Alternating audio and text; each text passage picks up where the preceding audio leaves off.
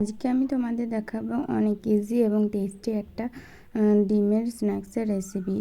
এটা স্ন্যাক্সও বলা যায়, আর তোমরা চাইলে এটা পরোটা বা ভাত রুটি যে কোনো কিছুর সাথেই খেতে পারো।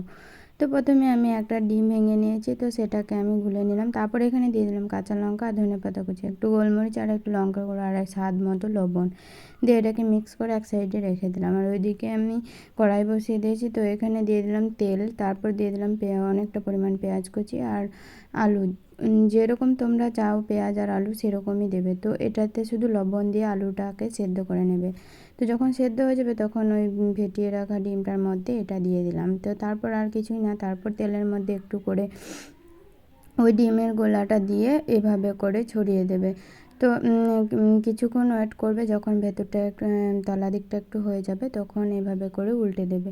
তো দেখো কত সুন্দর লাগছে, আর খেতে কিন্তু সত্যি বলছি দারুণ লাগছিলো। তো তোমরা চাইলে ভাতেও খেতে পারো আর পরোটাতেও খেতে পারো।